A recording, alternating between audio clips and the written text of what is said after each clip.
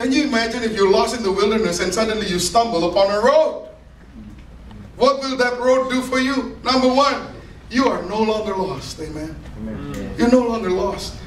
You can follow that road and will lead to somewhere. Have we found the road that leads to somewhere? Have you found that road? Jesus said, I am the way.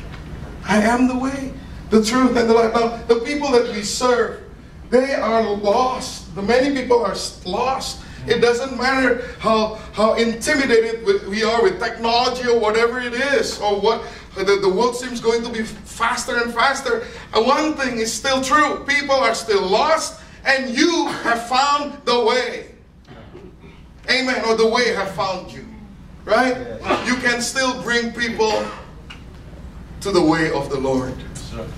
This doesn't change with time. This does not change with anything. Amen. They no longer lost. We can still give guidance. A road facilitates help, finding a way out. Still the same thing. People need help, and we need to facilitate. We still need to help people to find a way. We need to still help people to find a way out. A road in the wilderness. Can you handle this? I think so. Amen. Amen. Amen. Yes. It might, for the young people, maybe it's the road of digital superhighway. It's okay, whatever it is. But if a road is a road, and you already know the way. God has found you. Facilitate help. And rivers in the desert. Now, if you're in the middle of the desert, you have two problems. Number one, you're lost. You don't know where to go. Number two, you're about to die because you cannot drink. You're thirsty. Here's another thing. Rivers in the desert quench the thirst, save a life, and it also gives a way out. You can always follow the river and you get somewhere. Amen? Amen. And we have the water of life, and the water of life springs out from our lives, from our hearts, out of our belly springs forth rivers of living water. So your relationship with the Lord, your worship, your dwelling in the presence of God, that still works. Amen. Now you may be listening to an iPod or whatever, but it doesn't matter. It still works. This is still our calling. The beast of the field will honor me.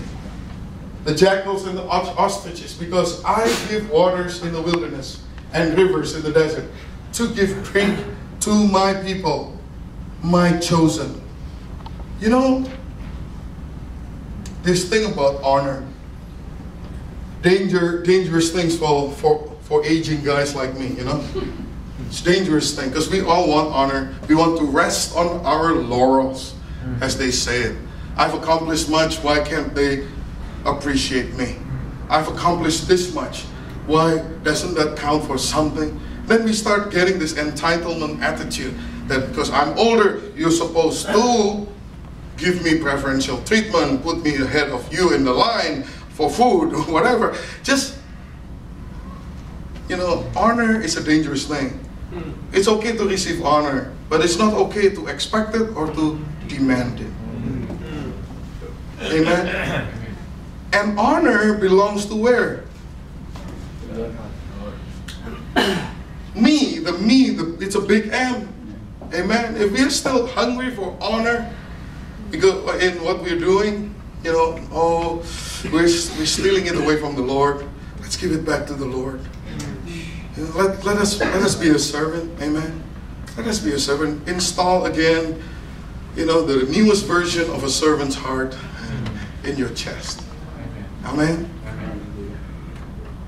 And the Lord will receive honor through us. People honor God through us, and that's nice, you know. But with a purpose. What is the purpose? The purpose of the Lord is this. God is doing a new thing in us because He wants to give water to drink for His chosen people. To give water to people. The beasts of the fields will honor me because I give them a river. Because I give them water. Because I want to give water to my people for them to drink. Yes. That's what we're supposed to do. As pastors, we're still supposed to give water for people to drink. Amen. As a pastor, my job is to accurately represent God as a loving father to the people. What's this mic? I think so.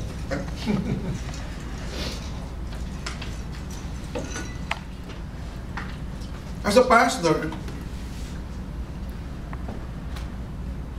I have to be a representation, an accurate representation of the fathers, of our Father in heaven. Now, if we take a long, hard look at the way we project ourselves and treat people, and compare it to what we understand to be the character of our Father, you know, each of us have our different issues, you know. Yeah. Some of us may be very angry when challenged, or demands honor and upset when not given honor or preferential treatment. If you are like that, before we make all kinds of arguments about why we have the right to be that way, probably it's good for us to just think about our Father in heaven. Is He like that? Yes. You know,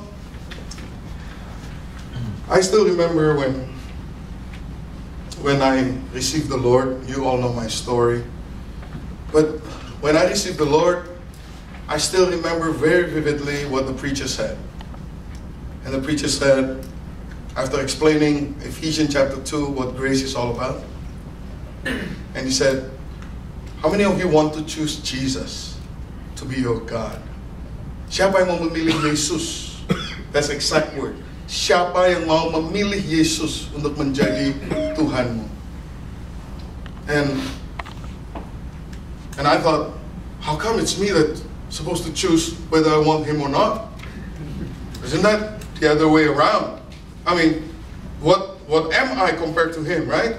I mean, I was 19 years old, totally wasted already, drugs, doing all kinds of things. I broke probably at least 8 of the 10 commandments. and I have nothing to offer to God. And now here I am, having to choose whether I want God or not in my life.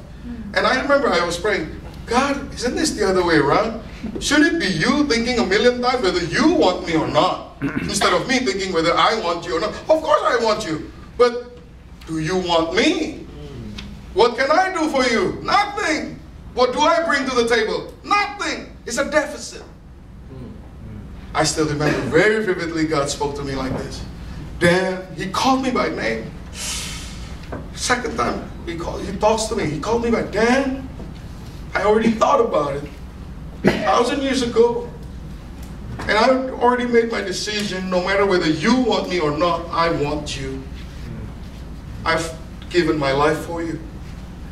At that moment, my understanding was open. First time in my life, I understand that God is love. Because there's no love like that on the face of the earth, man. Why would He even want to do that? Even if I reject Him, it doesn't change His decision. He wants me. So I walk forward. I still remember my walk forward. I was on the left side. I took the aisle on the left, you know. And as I walked forward, this is what I said to God. I still remember this prayer very well, because it colors my character, who I become, and the rest of my life.